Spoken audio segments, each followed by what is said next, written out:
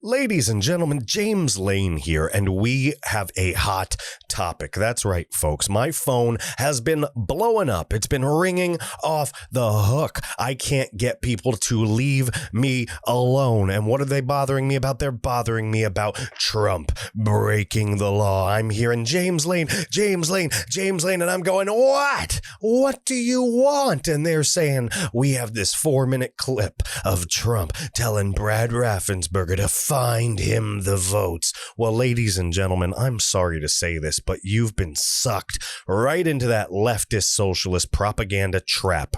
Folks, it is garbage. So I've gotten a hold of the hour-long full phone call between Trump and Raffensperger, and we're going to listen to it together. We're going to talk about it, and I'm going to show you exactly how this, just like the Ukraine phone call, was a perfect phone call.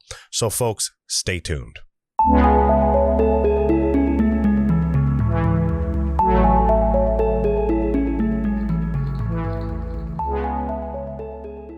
Ladies and gentlemen, James Lane here. This is the 51st episode of the American Reveille Podcast. It is January 4th, 2021, and we are off to a running start on what is to be a hell of a historic year for us in the United States. Folks, if you're listening, I have an article up from the Daily Mail, and it has a picture of Trump. They always have him in an unbecoming photo, pursing his lips with a phone in his hand, staring down, sort of, and it says Trump broke the law, with a little picture next to him of Brad Raffensperger with his chin up, looking so dignified.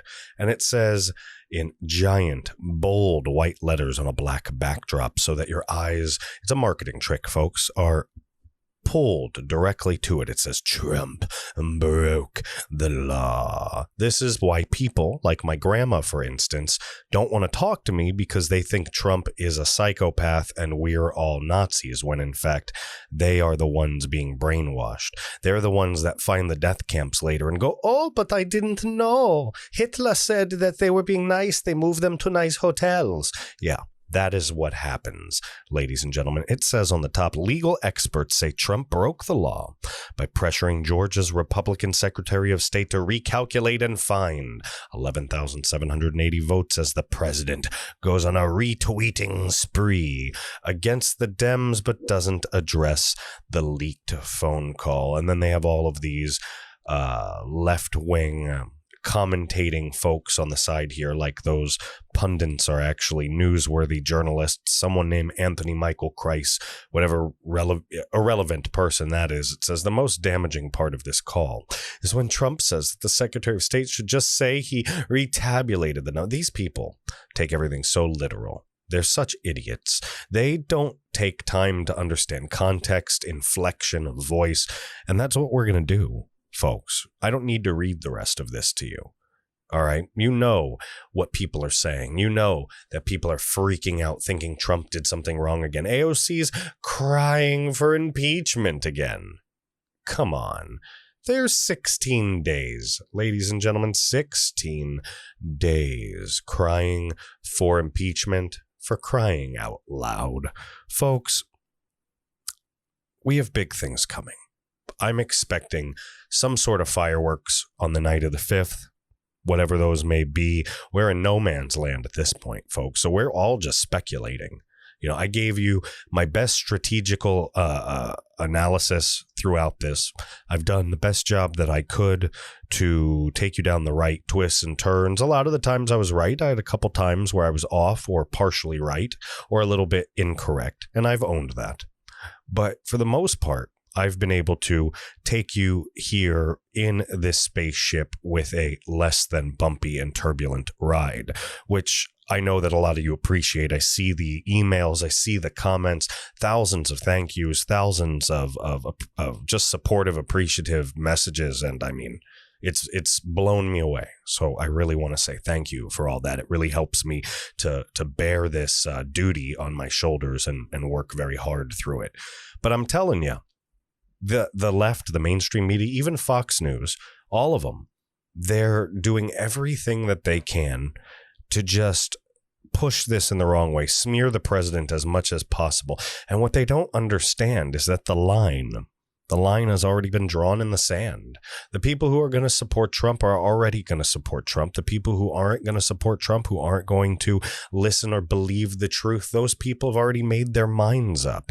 It's not going to matter what you smear, what you say, what you lie about. It isn't going to matter because millions are already showing up to D.C. and even more, tens of millions of people, including tens of thousands of you great American Reveille fans out there doing the digital soldier dirty work from behind enemy lines, folks. You and I and the rest of us, we the people, have a job to do. So even if you can't make it January 6th, look, I can't make it January 6th. I don't have that type of clout.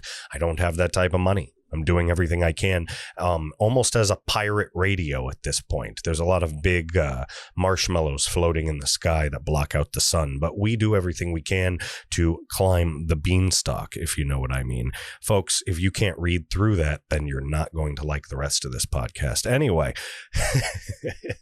most of you know me by now. You understand my personality. So I wanted to show you this. I wanted to demonstrate this to you. I want you to see this and understand why the left is saying this, why they put out a 4-minute doctored clip and then pretended that Trump was trying to pressure the Secretary of State, Brad Raffensperger. Now, again, like I said earlier, they don't understand the context. They read a transcript and translate it dry. It's like listening to a stand-up comedian. Could you imagine looking at like a Joe Rogan or a Dave Chappelle or even like a Larry the Cable Guy with some of his dirtier stuff? I mean, all these people, if you just took the transcript on paper and like the joke was just written out and it was a dirty joke and it was meant to be funny because of the inflections of your voice or how you made your hand gestures or things like that, people would condemn some of these comedians. Look at Richard Pryor, Red Fox. They'd condemn people for racism. They would condemn people for bigotry. They'd condemn people for hate speech. They'd condemn, and they wouldn't even realize that it was supposed to just be funny. And isn't that something to think about for 2 seconds, folks? The levity that we need. We need to laugh, ladies and gentlemen. You can be serious for a cause. You can have fire in your belly. You can have the white in your knuckles. You can have grit in your teeth. You can have your toes dug into the sand ready for combat. And that doesn't mean that you can't have a giggle. Doesn't mean you can't have a laugh. It doesn't mean you can't blow off some steam. The cool-headed and concentrated warrior, the cool-headed and slow deciding, patient, stoic warrior is going to prevail in this fight, ladies and gentlemen. So remember, don't let your emotions guide you. You can let them fire you up. You can use them and harness them for fuel, but don't let them guide you into making rash choices, saying rash things, doing rash things. We are going to destroy the left with our power of community and our power of mind. That is going to equal our might, ladies and gentlemen, our power of collective logic, our power of collected mind, folks. Because their world is based in nonsense. So the more united we are, the more their fantasy land, their candy land, their dragon island, their freaking, you know what I'm trying to say, their little party, their little fancy wannabe fake reality that they've created in their heads. The more united we are, the more their world just turns to ashes, falls to pieces, and blows off into the wind, ladies and gentlemen. So get together, stay persistent, and keep pushing. Keep pushing. But these people on the left, they don't get it. And the mainstream media, they don't get it. Again, they don't realize that we've already made our choice. And it's not just us. It's millions and millions and millions of people, folks. So I want to thank Lynn Wood for 2 seconds here. Regardless of what you may think of him, he did echo out or parlay, if you would call it, however you call it, from Parler. He did send out the full version of the clip, the audio, Trump's full January 2nd audio call with Georgia's Secretary of State. It's an hour long, and it is meant to show you the truth, the exact details of the phone call. You know, what they aren't explaining is that this is a phone call to settle litigation. Trump has these people in court. Trump is suing these people to do the right thing. These people are refusing to do the right thing. So you have to negotiate. You have to talk. You have to tell them what's up. And Trump is expressing to these people at a point. He says to them something to the lines, and we're going to listen to it. We're going to talk about it. But he says, hey, guys, I'm not asking you to find me 900 bazillion votes. I'm asking you to find me one more vote than what we freaking need because they're there. It's fraud. We're showing it to you. Go do your investigation. It's not difficult because we're not asking you to do so much. And they're basically pretending that Trump tried to con, bribe, push, harass, bully a grown man, Brad Raffensperger.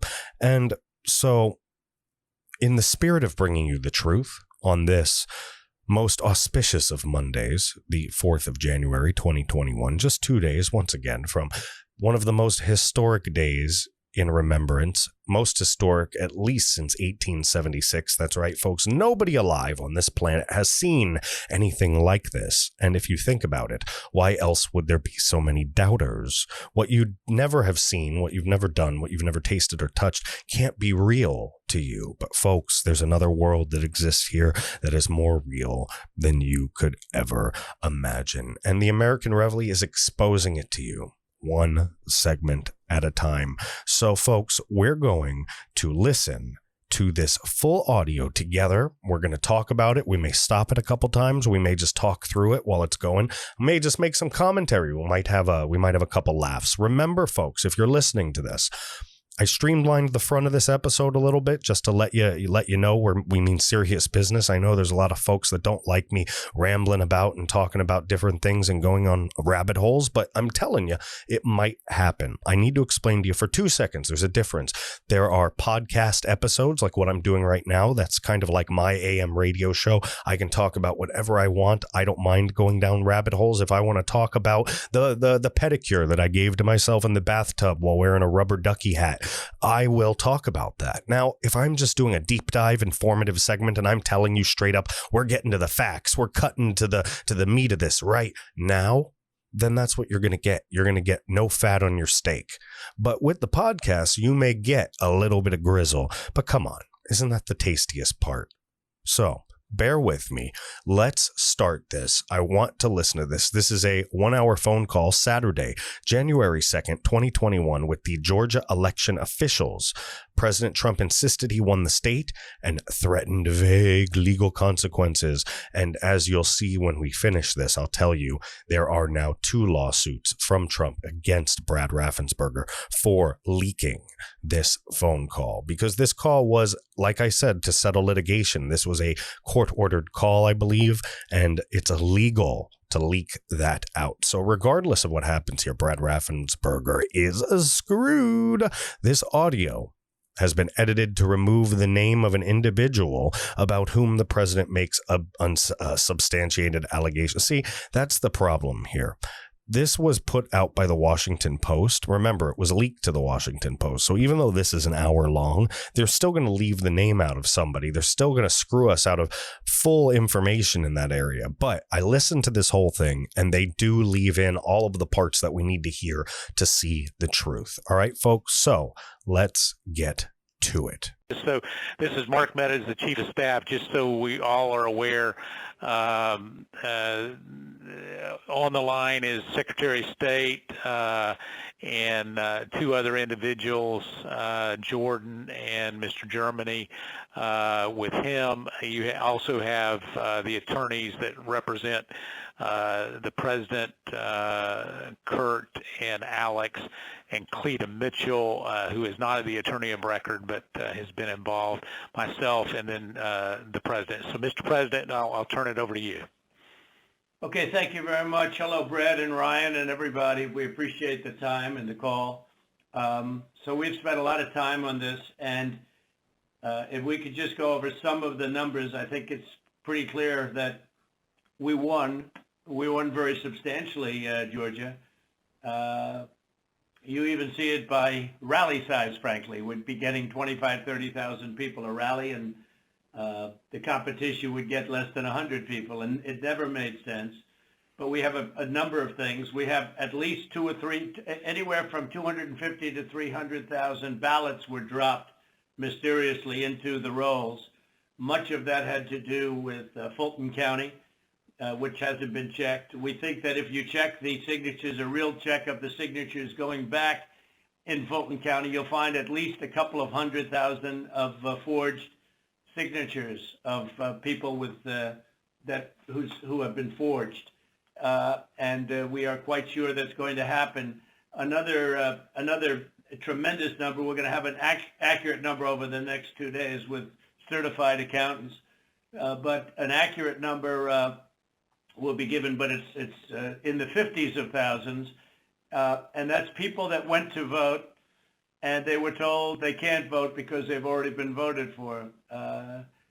And it's a very sad thing. They walked out complaining, but the number is large. We'll have it for you, but it's much more than the number of 11,779. That's the current margin is only 11,779. Brad, I think you agree with that, right? That's something I think everyone, at least that's a number that everyone agrees on. But that's the difference in the votes. But we've had hundreds of thousands of ballots that we're able to actually, we'll get you a pretty accurate number. You don't need much of a number because the number that in theory I lost by the margin would be 11,779. But you also have substantial numbers of people, thousands and thousands, who went to the voting place on November 3rd, were told they couldn't vote. Were told they couldn't vote because a ballot had been put in on their name. And, that's very, very, very, very sad.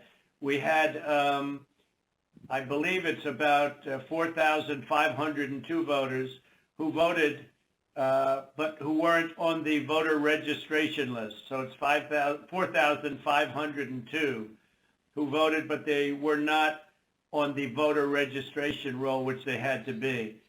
Why is this okay? What makes it okay that these states can break election laws? Think about that. Any other time in history, you break election laws, you go to jail. Things aren't counted. So what makes this different? What makes this different is they are after this man. That's what makes this different. They don't like Donald Trump. Ladies and gentlemen, you know this, and I know this. You see, this is a phone call to settle litigation. It's not full of emotion. It's not full of, I'm going to do this for the puppies and the kitties and the save the whales and the polar bears and the ice caps. No, it's straightforward, cut and dry. These are the numbers. This is what happened. What are we going to do to fix this? And it sounds like Trump is being cold because people that are used to having their emotional buttons pushed and getting dopamine hits every time the mainstream media lies to them and the social media oligarchs shove it up our butts and down our throats. Folks, these people are brainwashed to see Trump, no matter what he says, as a blubbering and blibbering and blabbering buffoon, when in fact he is laying out legalese at this moment. And that's what you have to understand. This is what needs to be said so that when this fails, if you come on, do you really think that Trump thought talking to this guy was going to help?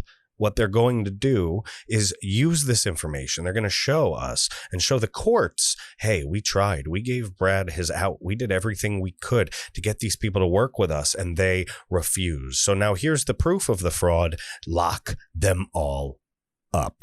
All right, let's keep listening.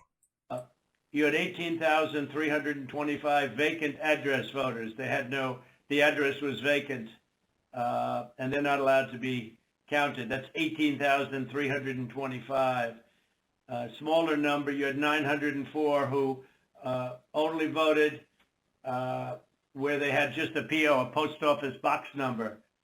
And they had a post office box number, and that's not allowed. We had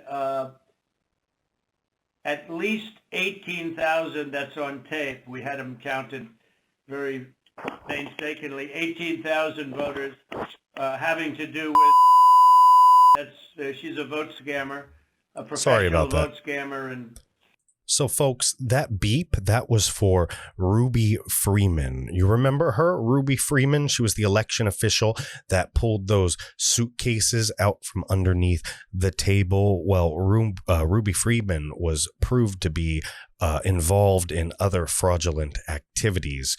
And so they're saying that since it's unproven, since a court hasn't convicted her, it's not true. And they beeped her name out to protect her because, of course, these leftist mainstream media outlets, they protect the criminals. They're criminals themselves, folks. So if you remember that, you see right here, and for those listening, we're just looking at the picture from the surveillance real quick, the older one that just showed the different tables that were set up in Fulton County with the black sheets over them and the suitcases that were pulled out, that the fact checkers say were nothing. They haven't proven that they were nothing either, so you can't pull me down for that, YouTube. That is a fact. It is true that there has been no proof either way, so get off of it. So anyway, let's get back to Trump. Hustler. Ruby Freeman. That was the tape that's been shown all over the world that makes everybody look bad. You, me, and everybody else. Where they got number one, they said very clearly, and it's been reported that they said there was a major water main break. Everybody fled the area, and then they came back. And her daughter and a few people.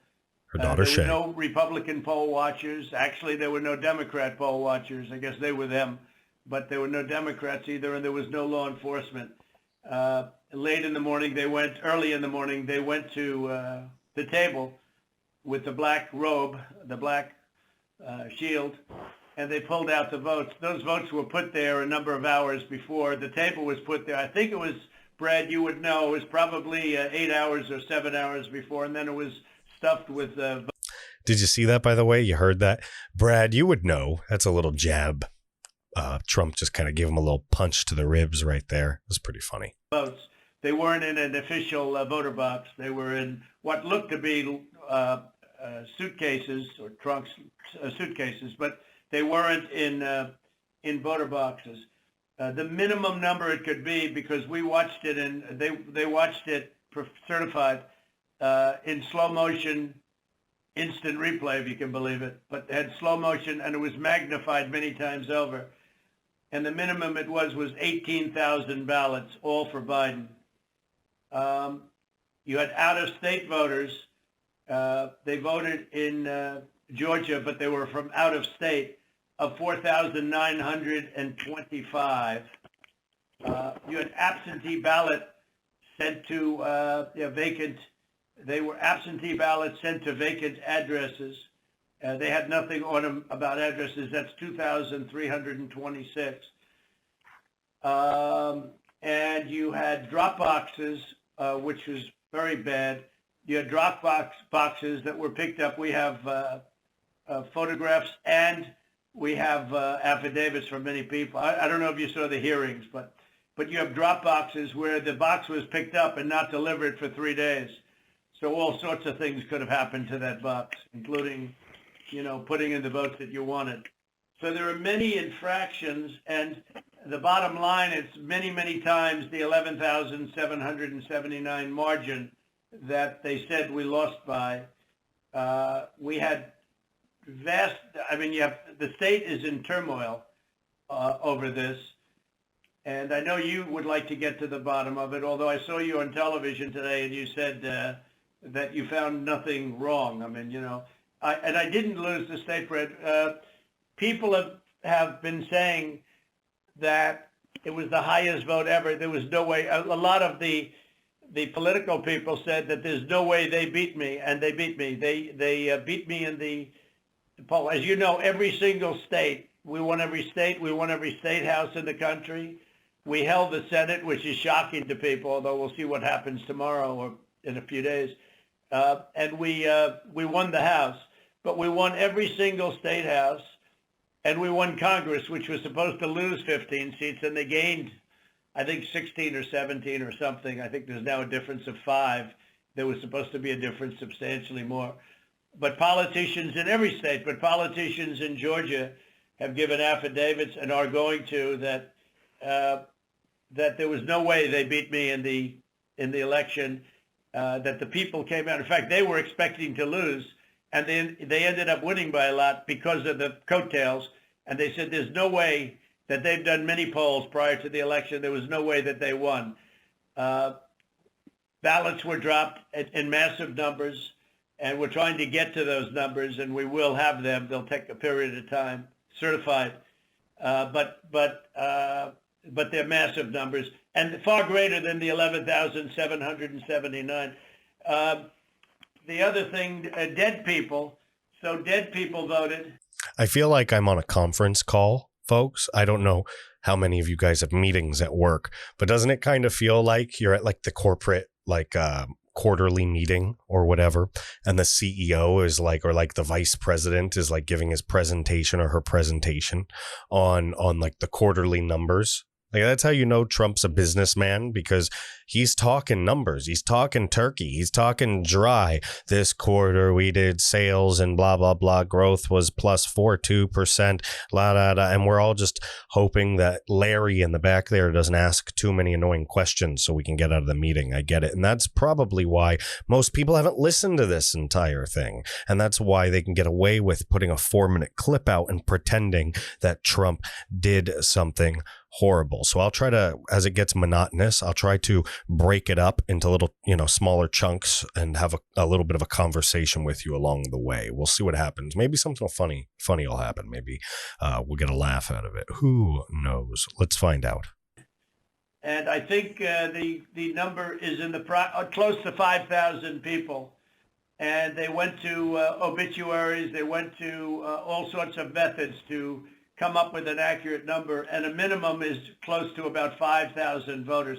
The bottom line is when you add it all up, and then you start adding, 300,000 fake ballots, then the other thing they said is in Fulton County and other areas, and this may or may not be true, this just came up this morning, that they are burning their ballots, that they are shredding ballots and removing equipment. We did see video. Changing the equipment on the Dominion machines, and then that's not legal. And they supposedly shredded, I think they said 3,000 pounds of ballots, and that just came to us as a report today. That was, remember, after Pulitzer was found to be hacking into Fulton County and looking at all their stuff and getting into the machines. Remember, he said that they started shredding and getting rid of all the evidence. Very, very suspicious. And, it's a very sad situation. But Brad, if you took the minimum numbers were many, many times above the 11,779, and many of those numbers are certified, or they will be certified, but they are certified. Those are numbers that are there, that exist, and that beat the margin of loss. They beat it, by a lot. And people should be happy to have an accurate count instead of an election where there's turmoil. There's turmoil in Georgia and other places. You're not the only one. We have other states that I believe will be flipping to us very shortly. And but this is.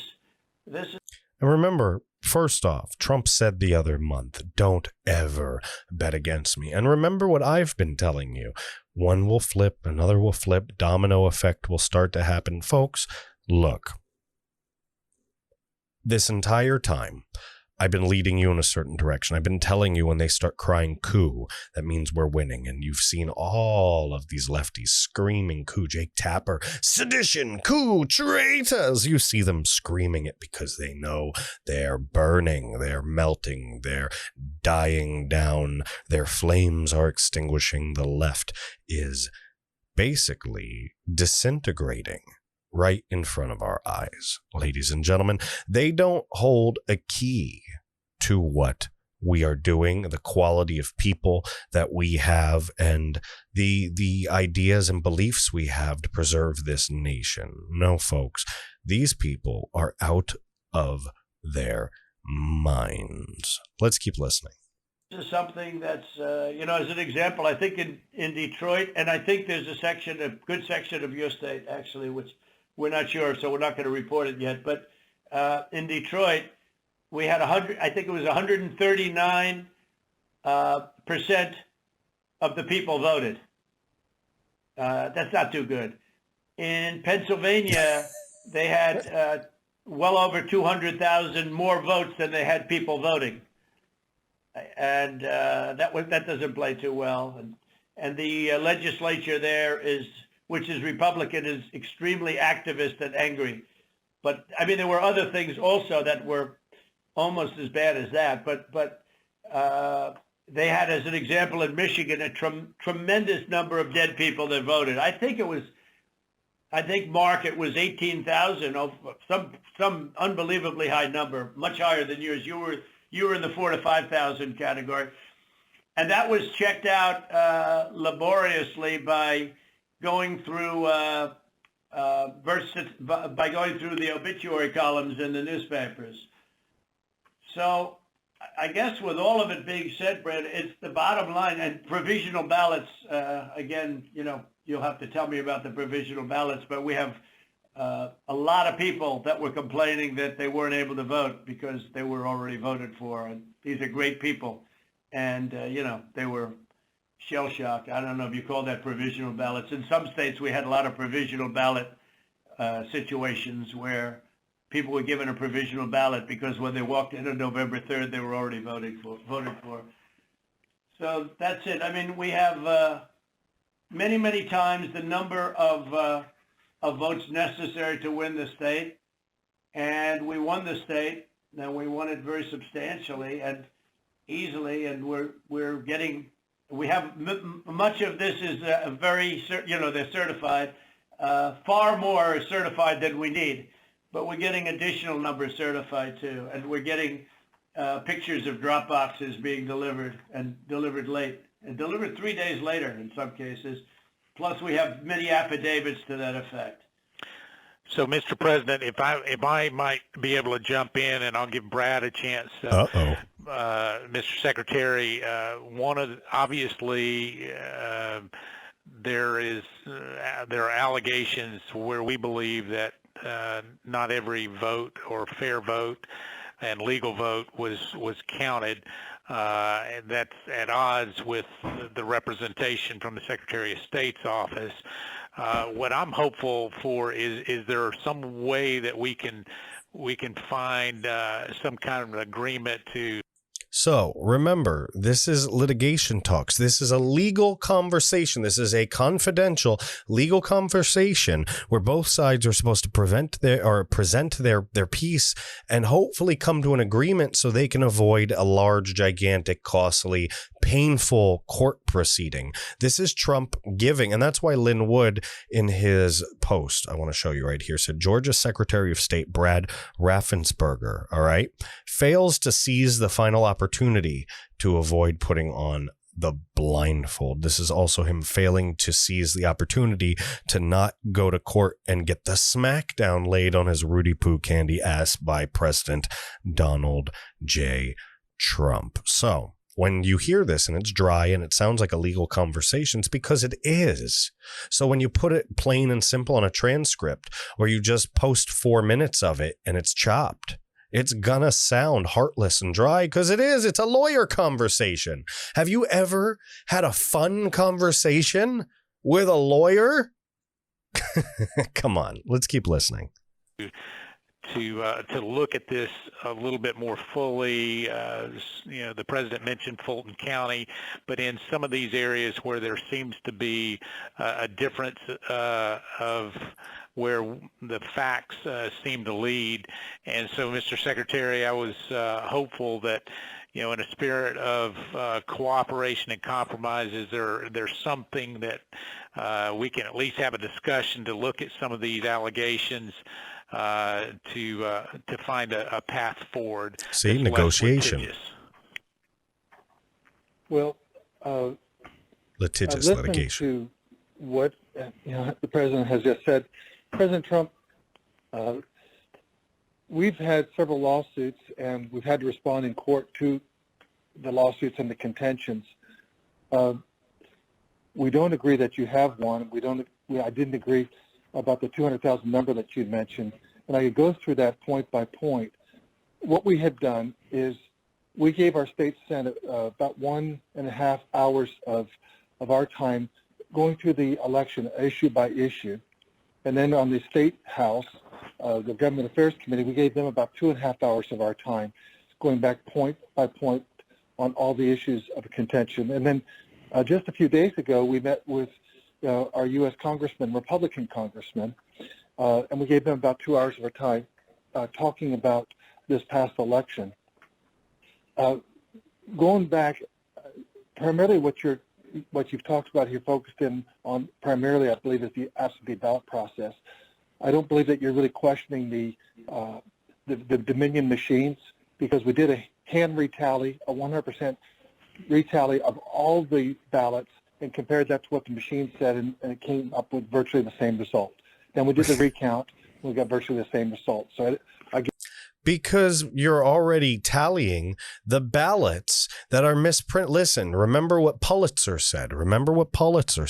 They can tell when the ballots need to be checked, when the ballots are fraudulent. Remember, we just came across a warehouse full of ballots, and YouTube ain't pulling that video down because there's a video of it. There's footage of it. I showed you on some of the last episodes the Enterprise vans taking these ballots to the sheriff, doing all these things. They were addressed to the people that called in the fake pipe burst. Folks, Brad Raffensperger is full of caca, ladies and gentlemen. Caca. I had somebody message me today and say, hey, my kids are listening when I'm listening, so could you please stop cursing? And what I said to them was, I'll do the best I can, but I'm a sailor, all right?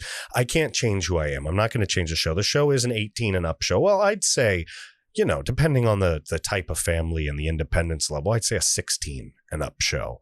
All right. I'm not going to be talking about certain things that are inappropriate for teenagers. But at the end of the day, you might hear an F-bomb. You might hear something like that. So it's going to happen. But for the sake of respect and the sake of being nice, I stop myself from saying the S word. And I'll just say that he is a steaming pile of disgusting, peanut-ridden, fly-repelling, because the flies won't even come near him, horse caca. Plain and simple. Let's keep listening.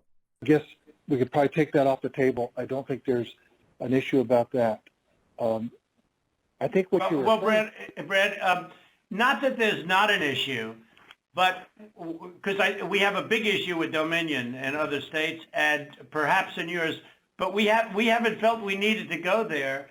And just to, maybe put a little different spin on what Mark is saying, Mark Meadows, we'd like to go further, but we don't really need to. We have all the votes we need. We won the state. If you took... These are the most minimal numbers. Here's where some of these things are going to start coming up that people are complaining about, all right? When he says, we already got the numbers. What he's trying to tell Brad is, hey, stop beating around the bush. Stop going on to different things. We already have found all of these votes in your state. And all there needs to be is the 11,000 sweet spot, the 11,780. That's all that we need. You don't have to go. See, remember, this is a conversation where they're trying to come to a deal. They're trying to make an agreement to avoid court so that Trump can get what he needs to get, Georgia to flip back, because that's the legitimate thing that needs to happen because of all the irregularities. But Brad is just sitting there. He's stonewalling it and then leaking this audio out so that the mainstream media can play with it and use it as a lie. They have to do a give and take. This is a negotiation, ladies and gentlemen. It's not a phone call like they're putting it. They can define it as a phone call because at its bare basic definition, it's a phone call, but it's a negotiation. It's a mediation. You ever get divorced? You ever have a custody battle? I know a lot of you have. I know that I've been there. We've all been through certain things. A lot of us have been to court for certain things. You ever go to mediation with your former husband or wife, your former partner? Even in business, mediation where you have to negotiate, come to some sort of terms so you can avoid the judge laying the long arm of the law down at your feet and you having to deal with it. That's what this is, folks. That's what this is. So think about that while you're listening. Let's keep going. The numbers that I gave you, those are numbers that are certified, your absentee ballots sent to vacant addresses, your out-of-state voters, 4,925. You know, when you add them up, it's many times the 11,779 number. So we could go through, we have not gone through your Dominion, so we can't give them blessing. I mean, in other states, we think we found tremendous corruption with Dominion machines, but we'll have to see. But we only lost the state by by that number, 11,000 votes, and 779. So with that being said, with just what we have, and with just what we have, we're giving you minimum numbers. We're doing the most conservative numbers possible. We're many times above the margin. Hey, Raffensperger, we're doing you a favor. You don't have to get embarrassed. We don't have to bring all this other stuff into it. Just give us the 11,780, the legitimate number, because there's at least that. And we can go from there. It doesn't have to be so severe for you, Brad. You can do the right thing. We're giving you a chance, Brad. But Brad, as the crooked politician that he is, doesn't want to play those games. He wants to sit on his heels and hope and pray that the deep state is reinstated.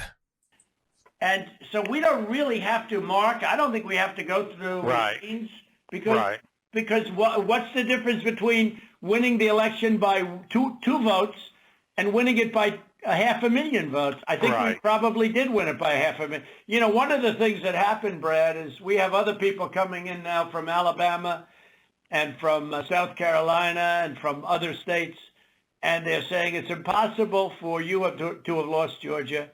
We won, in Alabama we set a record, got the highest vote ever. In Georgia we set a record with a massive amount of votes, and they say it's not possible to have lost Georgia. And I could tell you by our rallies. I could tell you by the rally I'm having on Monday night, the place they already have lines of people standing out front waiting. It's just not possible to have lost Georgia. It's not possible. When I heard it was close, I said, there's no way. But they dropped a lot of votes in there late at night. You know that, Brett. And that's what we are working on very, very stringently. But regardless of those votes, with all of it being said, we lost by essentially 11,000 votes. And we have many more votes already calculated and certified too. So I just don't know, Mark, I don't know what's the purpose. Don't you see the miles and miles and miles of context that they've left out? The miles of context when they say Trump broke the law. Think about it. Let's read this again before we press play on the other one. Legal experts say Trump broke the law by pressuring Georgia's Republican Secretary of State to recalculate and find the 11,780. We're going to come back to this again, and it's going to even scream even worse to you. It's going to piss you off even worse. Let's keep listening.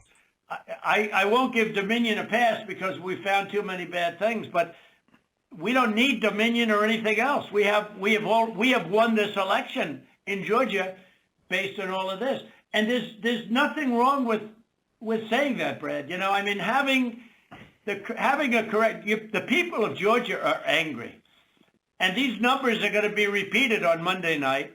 along with others that we're going to have by that time, which are much more substantial even. And the people of Georgia are angry. The people of the country are angry. And there's nothing wrong with saying that, that you've recalculated, because... See, right there, what he's saying, he's giving him a chance. And there isn't anything wrong with recalculating. There isn't anything wrong with Brad Raffensperger saying, hey, we looked at the facts. The president talked to us. We can't deny the data anymore. And this can't go on. I mean, if he has any hope to save himself, I mean, who knows what threats he's under, but that's still no excuse. In my mind, during these times, you have to conduct yourself with a little bit of honor, a little bit of dignity, a little bit of duty, a little bit of selflessness. And Brad Raffensperger is a selfish, not selfless, but selfish snake, ladies and gentlemen. The 2,236 and absentee ballots, I mean, they're all exact numbers that were done by accounting firms, law firms, etc. And even if you cut them in half, and cut them in half again, it's more votes than we need. Well, Mr. President, the challenge that you have is the data you have is wrong. We talked to the congressmen, and they were surprised, but I guess there was a person named Mr. Raynard that came to these meetings and presented data. And he said that there was dead people, I believe it was upward of 5,000. The actual number were two people that were dead that voted. And so that's wrong. That was two. Well, Cleta, how do you respond to that? I mean, you tell me. Well, I will say, Mr. Secretary, one of the things that we have requested, and what we said was, and if you look at if you read our petition, it said that we took the names and birth years, and we had certain information available to us. We have asked from your office for records that only you have. And so we said there's a universe of people who have the same name and same birth year and died, but we don't have the records that you have. And one of the things that we have been suggesting formally and informally for weeks now is for you to make available to us the records that would be necessary. And they're not going to make those records available because this is a stalling tactic. Just get to January 20th. Just get past January 20th. Just get Biden in and all of this will go away. But it's not going away, Brad Raffensperger. In fact, you're probably up in a cold sweat right now from your nightmares because your horror movie has just begun.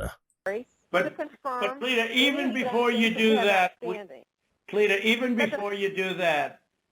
and not even including that, that's why I hardly even included that number, although in one state we have a tremendous amount of dead people, so I don't know. I'm sure we do in Georgia too.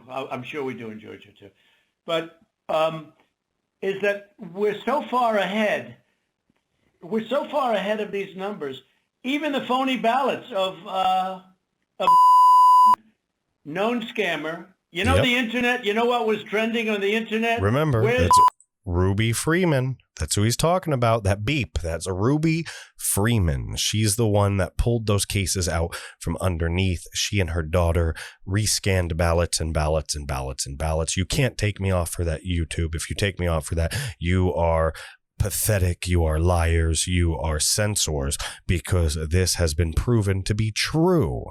They might not have proven what was in those suitcases yet, even though they do have the video showing they are being scanned in the machines, but they did prove who she is, what she's done in the past, and what she is doing with these suitcases, pulling them out with papers inside of them that are being scanned into the tabulators, folks. Ruby Freeman has been found to be a scammer involved in previous scamming operations. Because they thought you'd be in jail. Where's it's crazy. It's crazy. That was the minimum number is 18,000, but they think it's probably about 56,000. But the minimum number is 18,000 on the night where she ran back in there when everybody was gone and stuffed. She stuffed the ballot boxes. Let's face it, Brad. I mean, they did it in slow motion replay magnified, right? She stuffed the ballot boxes. They were stuffed like nobody's ever seen them stuffed before. So there's a term for it when it's a machine instead of a ballot box. But she stuffed the machine. She stuffed the ballot. Each ballot went 3 times. They were showing, here's ballot number 1. Here it is a second time, third time, next ballot. I mean, look, Brett, we have a new tape that we're going to release. It's devastating. And by the way, that one event is much more than the 11,000 votes that we're talking about. It's, that one event was a disaster. It's just, but it was something that it can't be disputed. And again, we have a version that you haven't seen, but it's magnified. It's magnified, and you can see everything. And she for some reason, they put it in 3 times each ballot, and I don't know why, but why? I don't know why 3 times. Why not 5 times, right? But yeah, go ahead. You're talking about the State Farm video, and I think it's extremely unfortunate that Rudy Giuliani or his people, they sliced and diced that video and took it out of context. So the next day we brought in WSB TV and we let them see the full run of tape. And what you'll see, the events that transpired are nowhere near what was projected by, But where were the poll watchers, Brad? There were no poll watchers there. There were no Democrats or Republicans. There was no security there. It was late in the evening, early in the morning. True. And there was nobody else in the room. Where were the poll watchers? And why did they say a water main broke, which they did, and which is reported in the newspapers? They said they ran out because of a water main break, and there was no water main. There was nothing. There was no break. There was no water main break. But if you take out everything, where were the Republican poll watchers? Even where were the Democrat poll watchers? Because there were none. And then you say, well, they left their station. If you look at the tape, and this was reviewed by professional police and detectives and other people. When they left in a rush, everybody left in a rush because of the water main, but everybody left in a rush. These people left their station. When they came back, they didn't go to their station. They went to the apron wrapped around the table under which were thousands and thousands of ballots in a box that was not an official or a sealed box. And then they took those and they went back to a different station. So if they would have come back, they would have walked to their station and they would have continued to work. But they couldn't do even that because that's illegal because they had no Republican poll watchers. And remember, her reputation is devastating. She's known all over the internet, Brett. She's known all over. I'm telling you, where Ruby Freeman. One of the hot items on the they knew her. What happened to her? You haven't heard anything about her, did you? There can be no justification for that. And I give everybody the benefit of the doubt. But that was, and Brad, why did they put the votes in 3 times?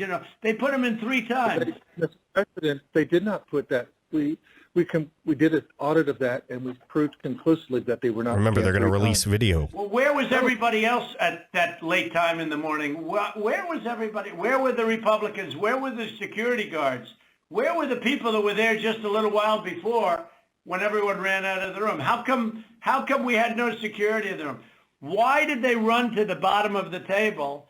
Why did they run there and just open the skirt and rip out the votes? I mean, Brad, and they were sitting there, I think for 5 hours or something like that, the votes. But they just all happened to run back and go, Brad. Come on. Yeah, Mr. President, we'll send you the link from WSB that does. I don't care about a link. I don't need it. I have a much better link. I will tell you, I've seen the tape, the full tape. So has Alex. We've watched it. And what we saw and what we've confirmed in the timing is that they made everybody leave. We have sworn affidavits saying that. And then they began to process ballots. And our estimate is that there were roughly 18,000 ballots. We don't know that. If you know that. There was 18,000 ballots, but they used each one 3 times. Well, I don't know about that, but I know. Well, I do because we had ours magnified out. So But each one magnified out. I've watched the entire thing. Three. But nobody can make a case for that, Brett. Nobody. I mean, look, you'd have to be a child to think anything other than that. Just a child. I mean, you never Trump or U.S. attorney there.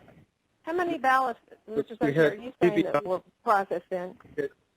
We had GPI thoroughly investigate that.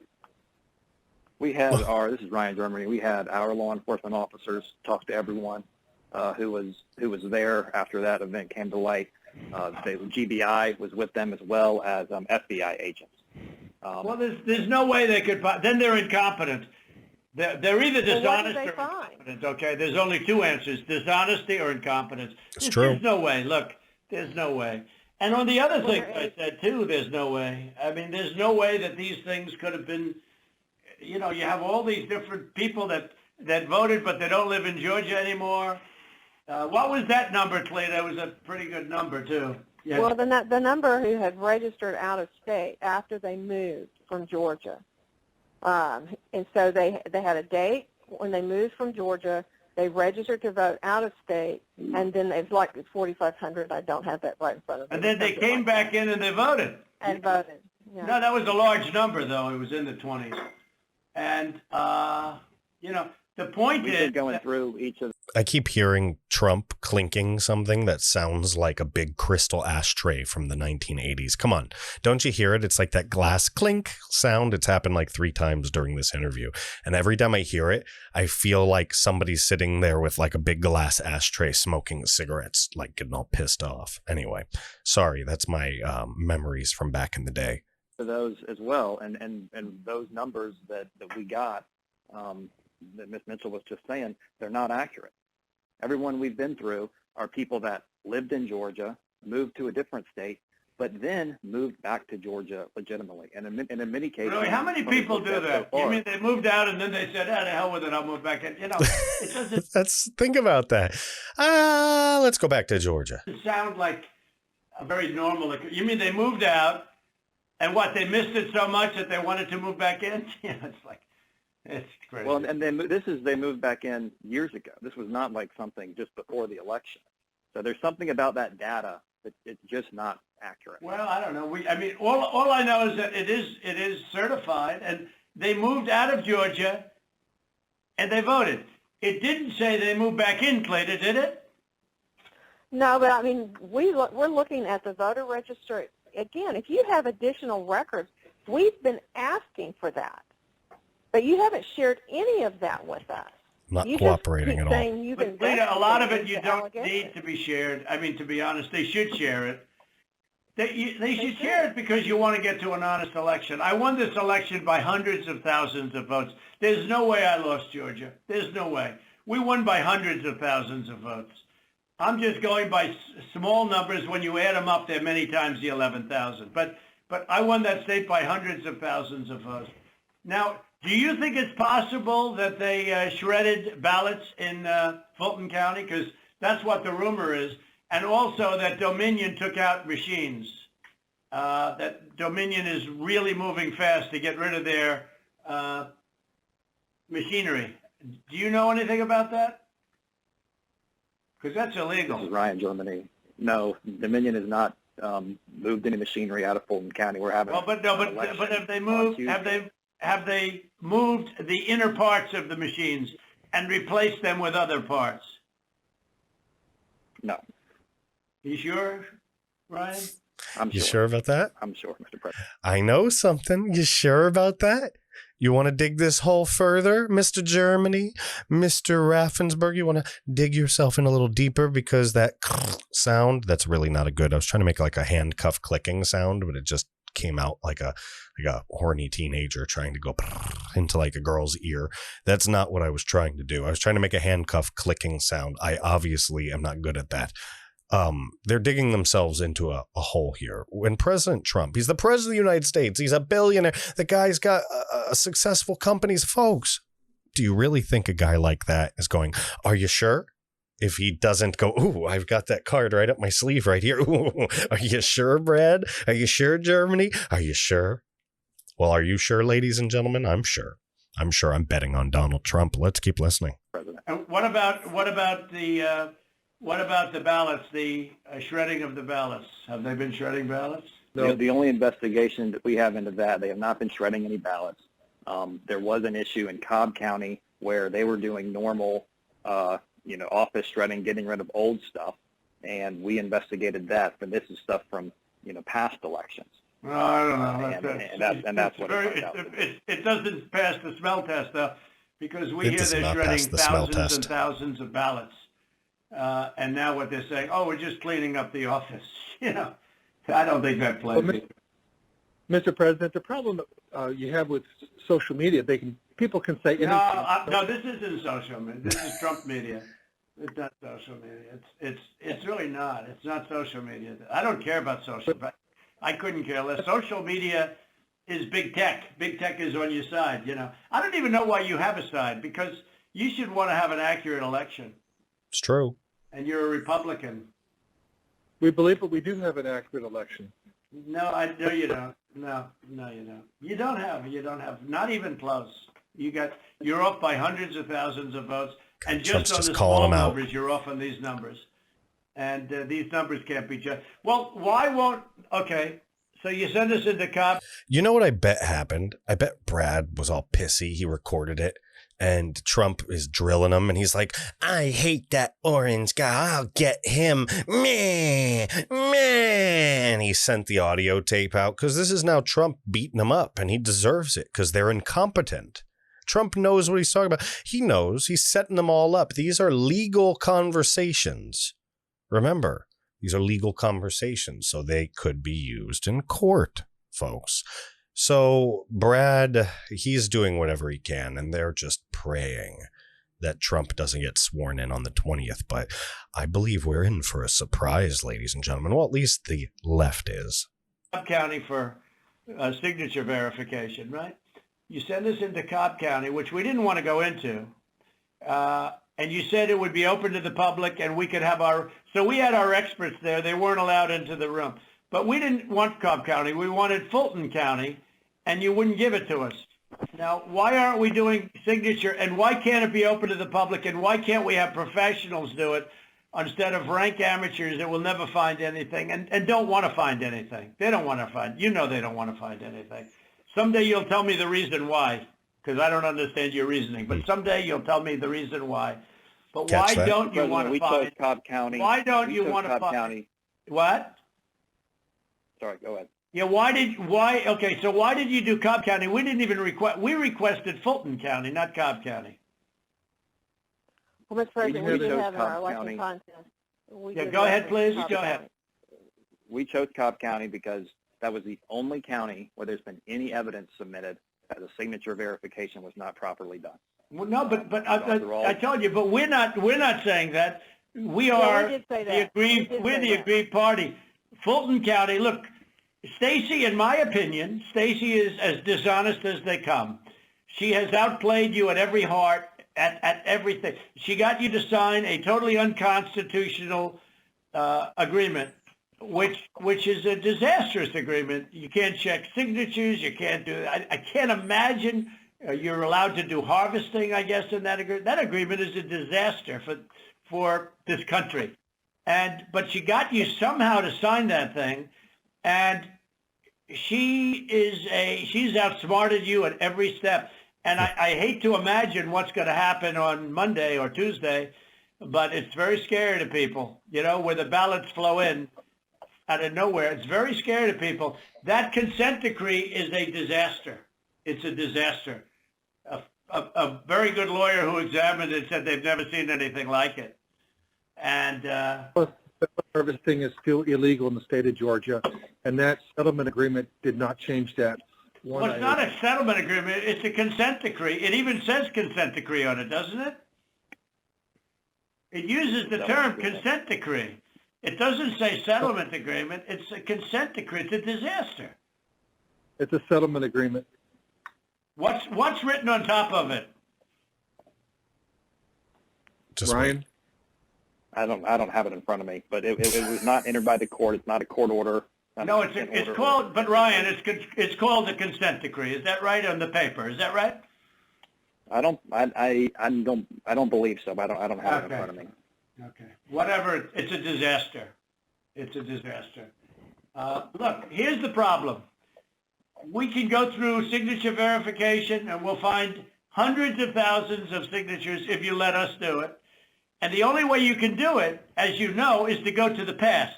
But you didn't do that in Cobb County. You just looked at one page compared to another.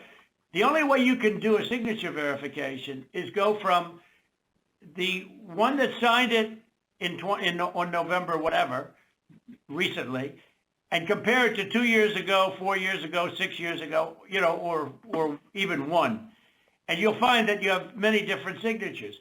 But in Fulton, where they dumped ballots, you will find that you have many that aren't even signed, and you have many that are forgeries, okay? You know that. You know that. You have no doubt about that. And you will be at 11,779 within minutes, because Fulton County is totally corrupt, and so is she totally corrupt. And they're going around playing you and laughing at you behind your back, Brad. Whether you know it or not, they're laughing at you.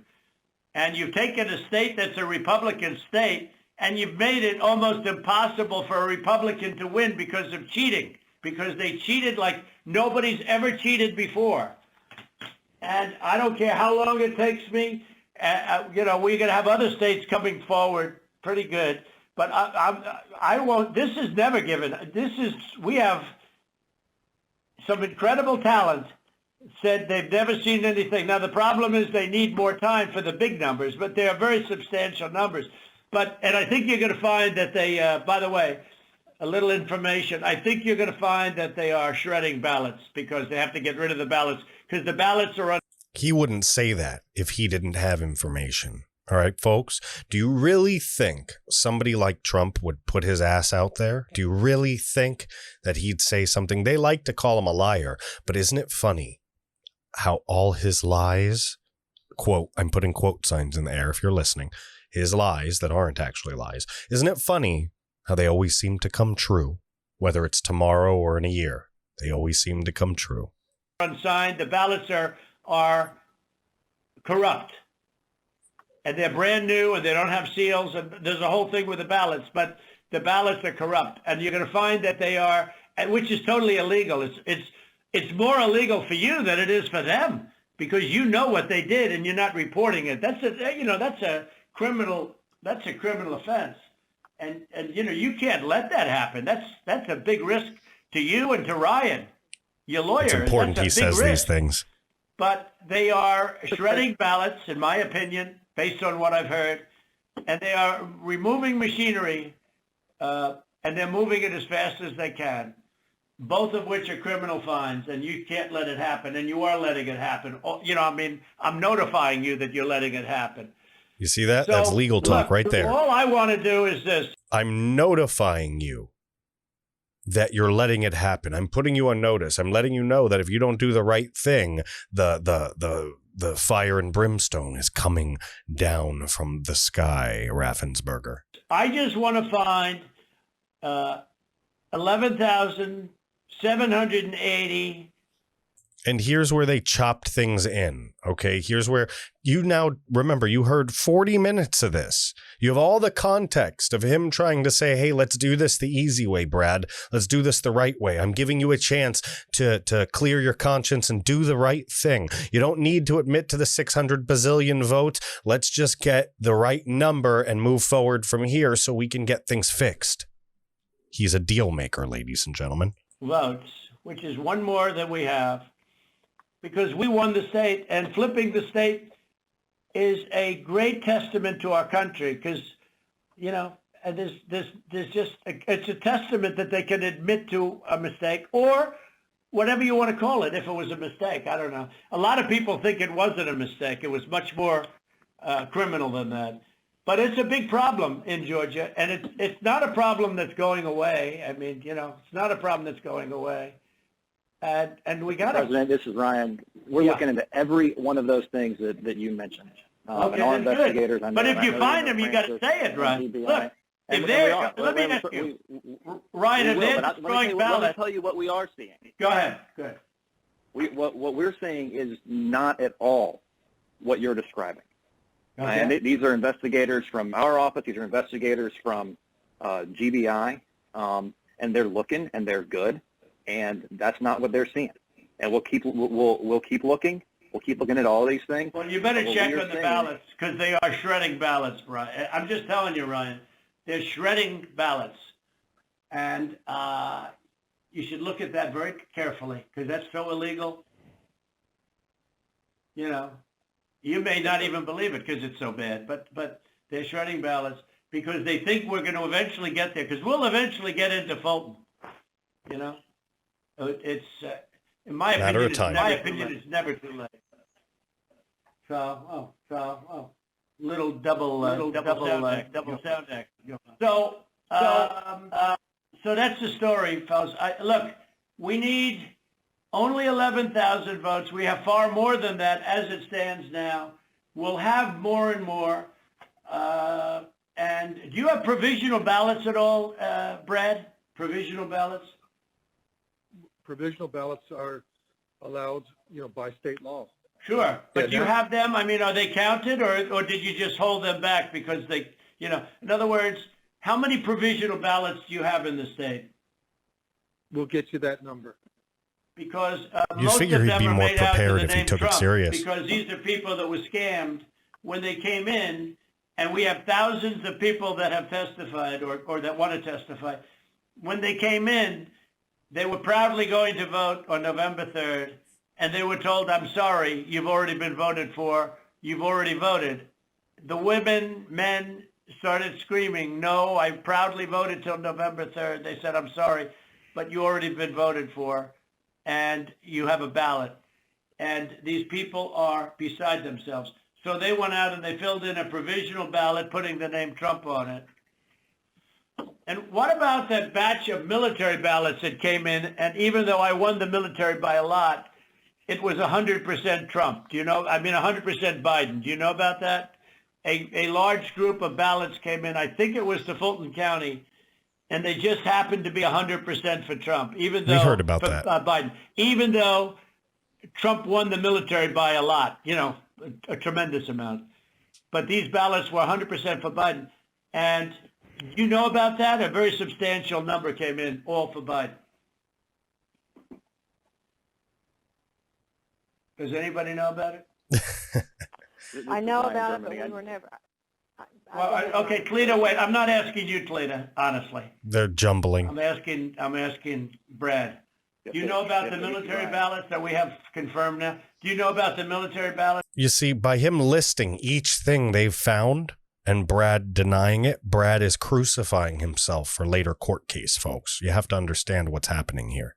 There's a lot of things behind the scene that are taking place here. A lot of chess moves, a lot of influence, manipulation from both sides. This is how you negotiate. This is how you deal in these high-level environments, folks. Something that we're not too experienced with because we're hard workers, we're blue-collar folks, we're the cogs in the machine. These are the folks that run the machine. So unfortunately, we're not always privy to their world. So when you look at things like this and go, oh, that's wrong, the manipulation, the this, the that, this is how the world moves at the different levels, folks. This is what happens. And if you're lucky enough, if I'm lucky enough, if we fight our way and we get to a place where we can actually do things and influence things and make changes for the good of our society, we actually end up having to learn how to work in this world as well and use our words, use our talents, use our skills to bend and break people like Brad Raffensperger to doing the right thing. So folks, that's what the left doesn't always understand. They get so PC, so critical race theory, so blindfolded, so emotionally hijacked that they just look and see nothing but gray, nothing but black and white, and they don't understand the complexity of the situation. Let's keep listening. That came in that were 100%, 100% for Biden. Do you know about that? And I don't know about that. I do know that we have, when military ballots come in, it's not just military. It's also military and overseas citizens. The military part of that does generally go Republican. The overseas citizen part of it generally goes very Democrat. No, but this was, A mix of them. yeah, that's okay. But I got like 78% in the military. These ballots were all for this. They didn't tell me overseas. Could be Doesn't make overseas too, but I mathematical get sense. votes overseas too, Ryan. You know, in all fairness. No, they came in, a large batch came in, and it was, quote, 100% for Biden. And that is criminal. You know, that's criminal. It's improbable. That's another Doesn't make criminal. sense. That's another of the many criminal events. Many criminal events here. I don't know. Look, Brad, I have to find 12,000 votes, and I have them times a lot, and therefore I won the state. That's before we go to the next step, which is in the process of right now, you know. And I watched you this morning, and you said, well, there was no criminality, but I mean, all of this stuff is very dangerous stuff. When you talk about no criminality, I think it's very dangerous for you to say that. I just don't know why. See, that's you don't dangerous want to for have you, Brad. You got to be careful, the votes Brad. counted as they are. Like even you, when you went and did that check, and I was surprised because, you know, I didn't consider the check, and we found a few thousand votes that were against me. I was actually surprised because the way that check was done, all you're doing is recertifying existing votes. And, you know, you were given votes and you just counted them up, and you still found 3,000 that were bad. That was sort of surprising. That came down to 3 or 5. I don't know, a lot. Still a lot of votes. But you have to go back to check from past years with respect to signatures. And if you check with Fulton County, you'll have hundreds of thousands because they dumped ballots into Fulton County and the other county next to it. So what are we going to do here, folks? I only need 11,000 votes. Fellas, I need 11,000 votes. Give me a break.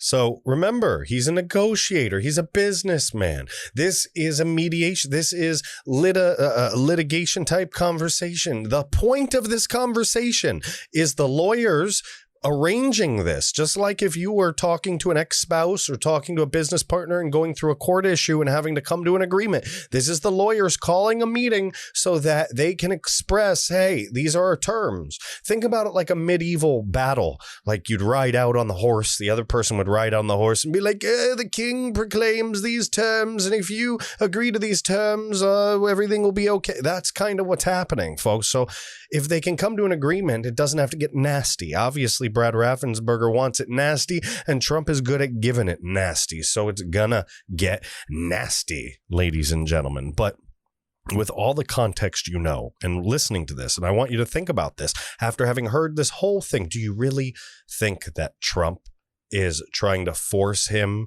to find these votes out of thin air? He laid out all the allegations first. He basically made a point to say, hey, we've got hundreds of thousands of votes. Give me a break. We're trying to find 11,000. There's more than enough evidence to show. Okay, so you could do this the easy way, or we could do this the hard way. This is a legal conversation, and that's why it was leaked. All right, folks, they make it sound like Trump didn't want anyone to know. Anybody having a legal conversation like this, in a legal sense, going through some sort of mediation or anything else, would have legal protections to have this not leaked. Plain and simple. Let's keep listening. We're almost done. We have that in spades already, or we can keep it going. But that's not fair to the voters of Georgia because they're going to see what happened. And they're going to see what happened. I mean, I'll take on anybody you want with regard to and her lovely daughter. A very lovely young lady, I'm sure. Ruby Freeman. Ruby Freeman. I will take on anybody you want. And the minimum, there were 18,000 ballots, but they used them 3 times. So that's, a lot of votes. And that one event, and they were all to Biden, by the way. That's the other thing we didn't say. One thing I forgot to say, which was the most important. Do you know that every single ballot she did went to Biden? You know that, right? Do you know that, by the way, Brett? Every single ballot that she did through the machine at early in the morning went to Biden. Did you know that, Ryan? That's not accurate, Mr. President. Huh. What is accurate? The numbers that we are showing are accurate. About early Ruby in the Freeman. morning, Ryan, when the woman took when the whole gang took the stuff out of from under the table, right? Do you know do you know who those ballots? Do you know who they were made out to? Do you know who they were voting for? No, not specifically. Did you ever check? By the way, for anybody who didn't catch that, when he just said that right there, they trapped him right there. Brad Raffensperger's trapped in a legal doom, a legal pitfall. It could have been the point of that entire conversation for that moment right there when Trump said, do you know that? Those numbers, he goes, that's not accurate. No, I'm talking about Ruby Freeman. I'm talking about the suitcases. Do you know the number that were for Biden under the table? And he said, no, I don't know the number. Basically, he admitted that the suitcases under the table were full of ballots right there. That's how you trap somebody in court, ladies and gentlemen. That's how you create a case. Let's keep listening. I want you to pay special attention to that. I want you to remember that, folks. I want you to remember that you heard it here on the American Reveille. We did what I described to you earlier. No. Did you ever check the ballots that were scammed by Ruby Freeman, a known political operative balloteer? Did you ever check who those votes were for? We've looked into that situation that you described. No, they were 100% for Biden. 100%. There wasn't a Trump vote in the whole group. they're going to release video. You're going to see today or tomorrow. Why don't you want to find this, Ryan? What's wrong with you? I heard your lawyer is very difficult, actually, but I'm sure you're a good lawyer. You have a nice last name. But I'm just curious, why do you keep fighting this thing? It just doesn't make sense. We're way over the 17,779, right? We're way over that number. And if you took just Ruby Freeman's over that votes number out. by five or six times, when you multiply it out times 3, and every single ballot went to Biden. And you didn't know that, but now you know it. So tell me, Brad, what are we going to do? We won the election, and it's not fair to take it away from us like. So when you're negotiating with someone, when you're trying to make a deal and you lay everything out, you put the ball in their court first. I've read all of Trump's books. Come on. You put the ball in their court. And then when Brad answers, you kind of get a good idea of where they stand and what they want to do. And then you understand how you can proceed from there in the negotiation or in what you have to do to get the person to finally negotiate down the line. Let's keep listening. Like this. And it's going to be very costly in many ways. And I think you have to say that you're going to re-examine it, and you can re-examine it, but re-examine it with people that want to find answers, not people that don't want to find answers. For instance, I'm hearing Ryan, and he's probably, I'm sure, a great lawyer and everything, but he's making statements about those ballots that he doesn't know. But he's making them with he did make them with surety, but now I think he's less sure, because the answer is they all went to Biden. And that alone wins us the election by a lot. You know, so. Mr. President, you have people that submit information, and we have our people that submit information, and then it comes before the court, and the court then has to make a determination. We have to stand by our numbers. We believe our numbers are right. Why do you say that, though? I don't know. I mean, sure, we can play this game with the courts, but why do you say that? Now, first of all, they don't even assign us a judge. They don't even assign us a judge. But why wouldn't you, hey, Brad, why wouldn't you want to check out Ruby Freeman? And why wouldn't you want to say, hey, if in fact President Trump is right about that, then he wins the state of Georgia, just that one incident alone, without going through hundreds of thousands of drop ballots? He's trying to make it You just easy say for you them. stick by. I mean, I've been When you make watching a you deal. for, you don't care about anything. Your numbers are right. But your numbers aren't right. They're really wrong.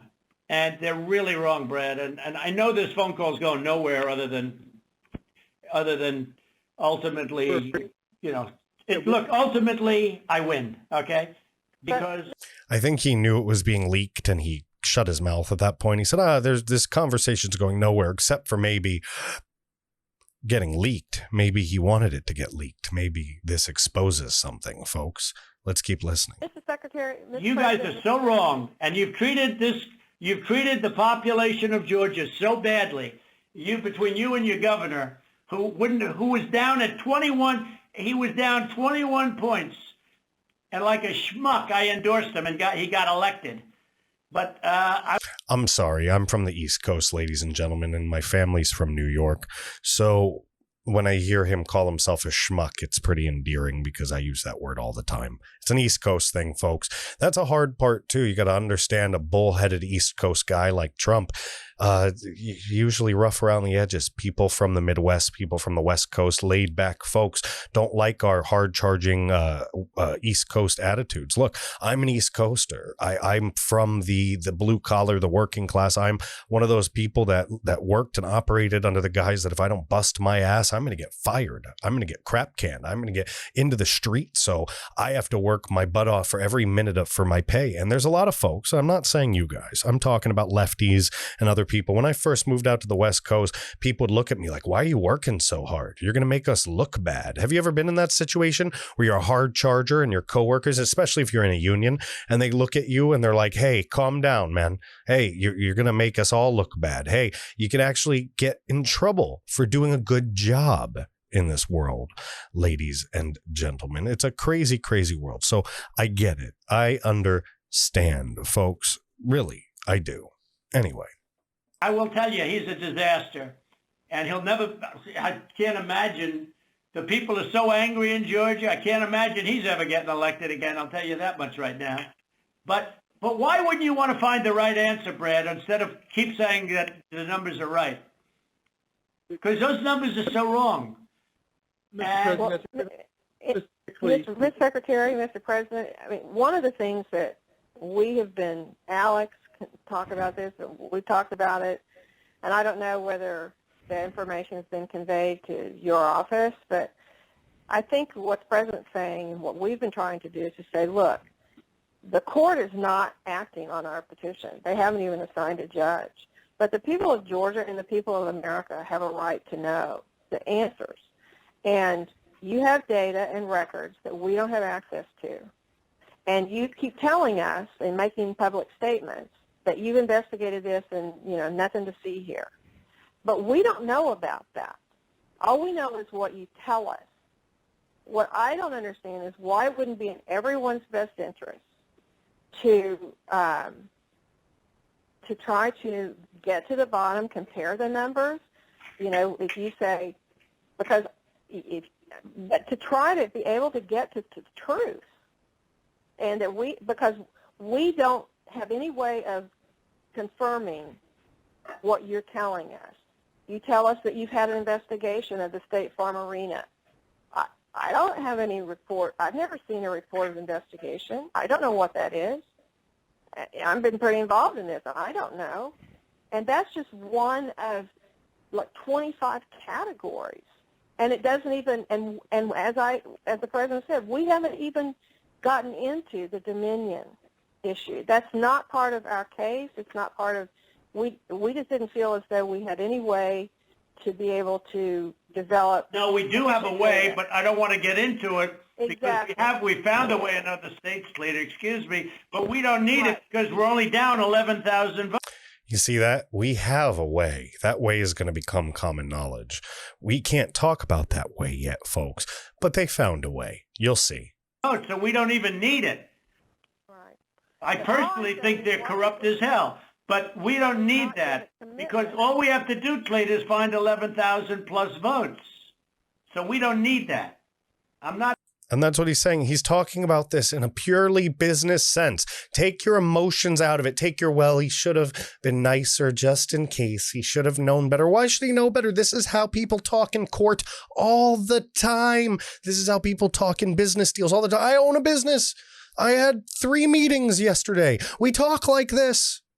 You talk straight. There's some people that you talk to like, you know, a little more, hey, what's up? How you doing? Some people you have more rapport with. There are other people that you're stone cold and straightforward with. That's just how it is. But depending on the seriousness of the situation, their personality, and the legal matter that's at hand. Plain and simple, folks. Plain and simple. So take your head out of the emotion side. Don't be like the left who likes to root everything they think and everything they do in emotion. Look at this with non-biased eyes and ears and hear what they're saying. Trump laid out everything that's happening, and he's saying, hey, Brad, listen, man, you don't want to go to jail. You don't want to get exposed as a fraud. You want to actually have a chance to possibly ever get reelected again. We only need 11,780 votes. I don't give a crap about winning by 500 bazillion. We want to win. We want to do the right thing so we can save our country from these leftist socialist schmucks. Stop stonewalling me. We have proof of hundreds of thousands. All you need to give us is 11,780. Just make it easy. Just do the right thing. Why isn't that considered normal negotiation tactics? I think anywhere in any book, any investigator, anybody that negotiates will tell you that this is mild compared to how it could be. Mild. So you're seeing a chop-shopped version of this in 4 minutes. We've been listening to this all freaking for an hour. Come on, guys. Some of you have been like, oh, this is getting long. Thank God James is talking. Hey, listen, I get it. And I appreciate you giving me the opportunity to talk and make this a little easier for you to digest. But the point I'm trying to get across is that if people actually have the patience, time, and wherewithal and understanding to listen to this full hour conversation, everything that they're smearing Trump with in the mainstream media, even in Fox News, even in the outlets that are supposed to be conservative but are actually full of crap mainstream media sympathizers, these folks are using this to try to damage Trump at the last moment. They just don't understand that we've already won. We already made up our mind. We've already drawn the line in the sand, and he's negotiating from a position of power. He knows facts that Brad Raffensperger does not, and we're going to find those out in the next couple days, ladies and gentlemen. Let's wrap this up. Not looking to shake up the whole world. We won Georgia easily. We won it by hundreds of thousands of votes, but if you go by basic, simple numbers, we won it easily.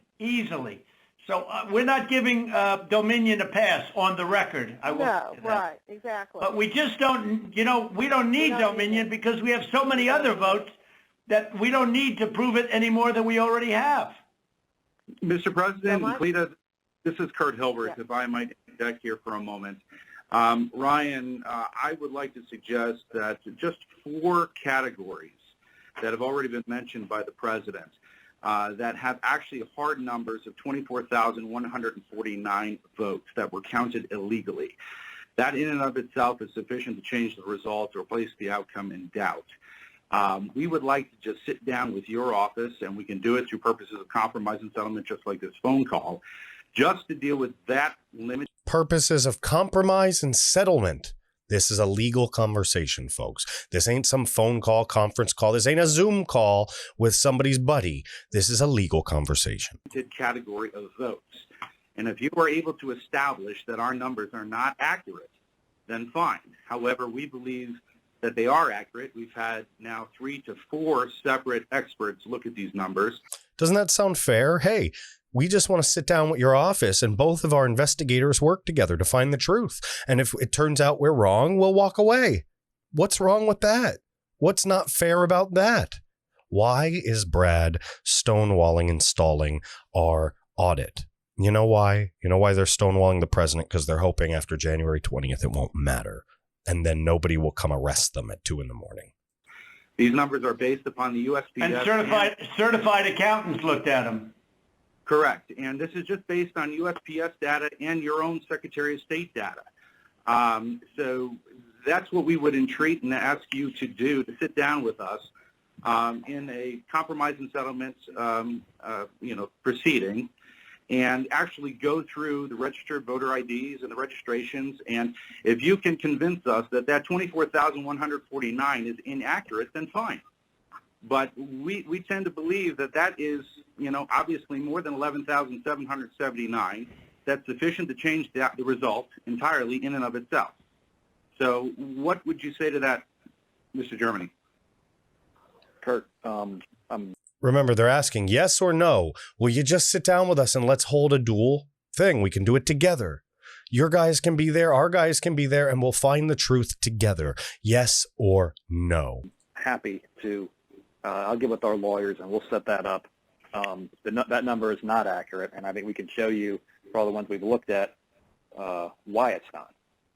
So the news that should be coming out of this is Mr. Germany here for Brad Raffensperger saying, yes, we will do that. We will do that together. We'll get with our lawyers. We'll set it up. Now, obviously, nothing's on paper. We'll see what happens. But that should have been the news out of this, not Trump pressuring anybody. This is a normal negotiation that any business person, any lawyer, any legal person will tell you this is normal.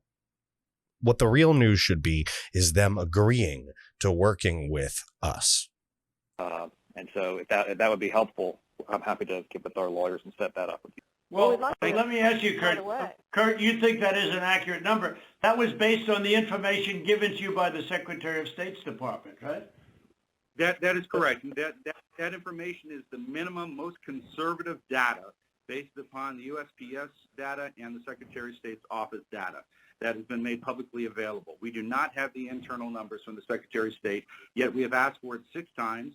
I've sent a letter over to Mr. Enola several times requesting this information, and it's been rebuffed every single time. So it stands to reason that if the information is not forthcoming, there's something to hide. That's the problem that we have. Makes a lot of sense. That's not the case. There are things that you guys are entitled to get, and there's things that under law we are not allowed to give out. Well, you have to. Well, under law, you're not allowed to give faulty election results, okay? You're not allowed to do that, and that's True. what you've done. This is a faulty election result. And honestly, this should go very fast. You should meet tomorrow because you have a big election coming up, and because of what you've done to the president, the people of Georgia know that this was a scam. And because of what you've done to the president, a lot of people aren't going out to vote. And a lot of Republicans are going to vote negative because they hate what you did to the president, okay? They hate it. And they're going to vote. And if you would be respected, if this thing could be straightened out before the election. You have a big election coming up on Tuesday. See, he's offering him an opportunity. Listen, we could change this. You don't have to be the bad guy. People can respect you for doing the right thing. Just be transparent. He's not telling him, hey, just give it to us. They're asking. The lawyer put it out there. Just be transparent. Work with us. We'll prove it together. We'll prove it together, folks. But they don't want that. And therefore, I think that it really is important that you meet tomorrow and work out on these numbers. Because I know, Brad, that if you think we're right, I think you're going to say, and I'm not looking to blame anybody. I'm just saying that, under new counts and under new views of the election results, we won the election. It's all, it's very simple. We won the election. As the governor of major states and the surrounding states said, there is no way you lost Georgia. As the Georgia politicians say, there is no way you lost Georgia. Nobody, everyone knows I won it by hundreds of thousands of votes. But I'll tell you, it's going to have a big impact on Tuesday if you guys don't get this thing straightened out fast. Well, Mr. President, this is Mark. Let me just, it sounds like we've got 2 different sides agreeing that we can look at those areas, and I assume that we can do that within the next 24 to 48 hours to go ahead and get that reconciled so that we can look at the 2 claims and making sure that we get the access to the Secretary of State's data to either validate or invalidate the claims that have been made. Is that correct? So that's not what I said. I'm happy to sit down with, or have our lawyers sit down with Kurt and the lawyers on that side and explain to him, hey, here's, based on what we've looked at so far, here's how we know this is wrong, this is wrong, this is wrong. You see what he's saying? He's saying you can't look at the data yourself. We're happy to tell you our lawyers will sit down and tell you why you're effed up, why you're screwed up, why you're wrong. They're not actually helping. They're still stalling. Listen. This is wrong, this is wrong. And we So what you're saying, Ryan, hold on, let me make sure. So what you're saying is you really don't want to give access to the data. You just want to make another case on why the lawsuit is wrong? I don't think we can give access to data that's I don't think we can give you the access to the data, just more stalling. protected by law. But we can sit down with them and say, But hey, you're we're looking allowed at to have this a phony individual- election? You're allowed to have a phony election, right? No, sir. When are you going to do the signature counts on, when are you going to do signature verification on Fulton County? Which you said you were going to do, and now all of a sudden you're not doing it. When are you doing that? We are Mr. going to do President, that. We've announced.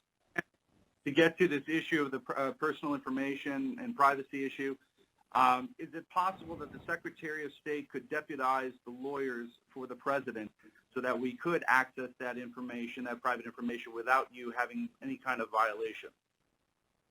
Well, I don't want to know who it is. You guys can do it very confidentially. You can sign a confidentiality agreement. That's okay. I don't need to know names. All right, But we got the information on this stuff that we're talking about. We got all that information from the Secretary of State. Yeah, so let me recommend, Ryan, if you and Kurt will get together, when we get off of this phone call, if you could get together and work out a plan to address some of what we've got with your attorneys, where we can actually look at the data. For example, Mr. Secretary, I can tell you, you said there was only 2 dead people that would vote. I can promise you there are more than that, and that may be what your investigation shows, but I can promise you there are more than that. But at the same time, I think it's important that we go ahead and move expeditiously to try to do this and resolve it as quickly as we possibly can. And if that's the good next step, hopefully we can finish this phone call and go ahead and agree that the 2 of you will get together immediately. Well, why don't my lawyers show you where you got the information? It'll show the Secretary of State, and you don't even have to look at any names. We don't want names. We don't care. But we got that information from you. And Stacey Abrams is laughing about, she's going around saying these guys are dumber than a rock. What she's done to this party is unbelievable, I tell you. And I only ran against her once, and that was with a guy named Brian Kemp, and I beat her. And if I didn't run, Brian wouldn't have had even a shot, either in the general or in the primary. He was dead as a doornail. Yep. He never thought he had a shot at either one of them. What a schmuck I was. But that's the way it is. That's the way it is. You see what's happening there? The president recognizes he's made some bad choices. He's corrected his bad choices. That's how you show leadership. That's how great leaders are made. That's how you show to the people that you're human, that they can trust you. Trump recognizes that he's made mistakes in the choices he's made. Why do you think he's fired so many people around him that ended up being snakes? Is he really going to sit there with people like Mattis that are going to screw him over and not help him change this country for the better? No, he's going to get rid of them and correct himself. That's what makes a successful entrepreneur successful, not somebody who's stuck in their ways and unbudgeable, but somebody who's completely flexible, completely moldable, completely fluid and dynamic, and can make choices and changes on a dime to improve the quality of whatever it is they're producing. And the product of Trump is the United States of America, ladies and gentlemen. That is his product. And that's what he is trying to help. All right, let's finish this off. I would like you to, for the attorneys on my side, I'd like you to perhaps meet with Ryan, ideally tomorrow, because I think we should come to a resolution of this before the election. Otherwise, you're going to have people just not voting. They don't want to vote. They hate the state. They hate the governor, and they hate the Secretary of State. I will tell you that right now. And the only people that like you are people that will never vote for you. You know that, Brad, right? They like you, They like you. They can't believe what they found. They want more people like you.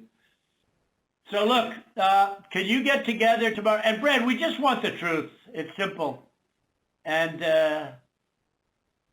everyone's going to look very good if the truth comes out. It's okay. It takes a little while, but let the truth come out. And the real truth is I won by 400,000 votes, at least. That's the real truth. But we don't need 400,000 votes. We need less than 2,000 votes. And are you guys able to meet tomorrow, Ryan? I'll get with Chris, the lawyer who's representing us in the case, and see when he can get together with Kurt. All right. Ryan will be in touch with the other attorney on this call, Mr. Meadows. Thank you, President Trump, for your time. Okay, thank you, Brad. Thank you, Ryan. Thank you. Thank you, everybody. Thank you. Thank you. Thank you very much. Bye. President. So that's how it works. That is the boring bran muffin, the wheat germ grape nut cereal behind the scenes. That's how this works. That's how the government works. That's how things are done, folks, with these boring ass hour-long conversations, negotiating, working out deals. Ladies and gentlemen, back in the day, somebody might have come out and slapped somebody with a glove and challenged them to a duel. But this is 2021. We don't live in that world anymore, folks. So if you're looking for excitement and adventure and clickbait, you're not going to get it. This is the reality. And if you can't see how Trump is right, how Trump did nothing wrong in that phone call, just like he did nothing wrong in the Ukraine phone call. If you can't see that at this point, then you are blind, deaf, dumb, and deliberate in your actions of ignorance, ladies and gentlemen. So as we know, they didn't work with us. All right. They didn't want to help us. They didn't want to do the right thing. Instead, Brad Raffensperger, like a snake, gave the recording to a Democratic news agency, the Washington Post, who then chopped it up and made you think, made the dumb left and all of the people that are panicking emotionally, that can't handle the stress of what's happening right now, made them think that Trump did something evil. AOC called for his impeachment. Everybody called for impeachment again, just 16 days before the 20th. Impeach, folks. They are calling coup. And what have I been telling you for months? As soon as you hear the left crying coup, that's how you know we are winning. So, what did Trump do in response? You know what Trump did in response? Trump freaking sued his ass. He is now on tape during that legal discussion, denying and breaking the law, saying all these horrible things, saying these things that aren't real, aren't true. And now he's been sued twice. And guess what happens when you sue people? The truth comes out. So, Mr. Brad Raffensperger, I hope you enjoy your possible jail time unless you're willing to do the right thing. And, you know, let's see what happens in the next couple days with these lawsuits pending. It might sway him to do the right thing. Trust me, when you have these conversations, did you think Trump didn't realize that this could be leaked out? Come on. This is all strategy. This is from Jim Hoft, all right? Came out yesterday. The travesty in Georgia continues. President Trump held that 1-hour phone call, the one we just went through, folks, the one that we painstakingly went through, and I proved to you was a perfectly good phone call, all right? It says it's not clear if Ruby Freeman or Ralph Jones Sr. were on the call. I don't know if they were, but we do know they beeped their names out. Ruby Freeman was mentioned a bunch of times. That was that beep. Trump was mentioning Ruby, the criminal. All right. Raffensperger's team leaked the call to the far-left Washington Post. It only took 24 hours to publish the hit piece using edited audio clips. Go listen to their 4-minute clips and tell me if you heard that anywhere in the hour-long conversation that we just listened to. And I promise you, you didn't. All right. So Georgia Republican Chairman David Schaefer later announced that President Trump and his team filed 2 lawsuits against Secretary of State Raffensperger. Let's read this. President Donald Trump, he has filed 2 lawsuits, federal and state, against the Secretary of State Brad Raffensperger. He trapped him there. You know what that phone call was. That was a legal trap. This was after Raffensperger secretly recorded the confidential settlement discussion of that litigation that is still pending. The audio published by the Washington Post is heavily edited and omits the stipulation that all discussions were for the purpose of settling litigation and confidential under federal and state law. Oh, Brad Raffensperger, you are in serious trouble. Unless you do the right thing. You really telling me Trump ain't playing chess here? Come on, folks. What is with this guy? What is with him? He's so determined to defend the massive fraud in his state. Well, he can now defend it in front of a judge as Trump nukes him. So what do you want to do? As they said in the movie Training Day, right? As the actor said in the movie Training Day. What was his name again? Denzel Washington. There you go. When he was looking at the partner, what do you want to do? You want to go to jail or you want to go home? Do you want to go to jail or do you want to go home? Well, Brad Raffensperger, do you want to go to jail or do you want to go home? We here at the American Reveille, we are looking at you dead in the eyes, Mr. Brad. We, the Patriots, we, the Americans, all of the American Reveille movement, the blue-collared, white-knuckle, hard-working, bloodied, knuckled, pissed-off Americans. We are looking at you dead in the eye and asking you, do you want to go to jail or do you want to go home? We're about to find out now, aren't we, folks? So, folks, this was the 51st episode of the American Reveille Podcast. It is Monday, the 4th of January, 2021. I hope you enjoyed what we brought you. I thought it would be very important that you saw this with everything that's coming out and all the hoopla that's gone on this week. Like I said in the intro, people have been calling me. I'm not really bothered. I made a joke. I thought it would be a good way to bring us into this conversation, knowing that it was going to be a dry hour, something I could bring a little levity to it. But you have to understand, when I have been getting these calls, I have been getting people letting me know that this is bothering them. Now we've gone through it. Now you have the information. Now you have the ammunition against all of the naysayers and all of the bull. So use this ammunition wisely, Patriots. Disseminate it, echo it, spread it around. Let everybody know that on the American Reveille, you listened to the whole podcast, and James Lane put the audio on from the conversation between Raffensperger and the president. He explained what was going on, and we proved that it was a perfectly good phone call. So, folks, do me a favor.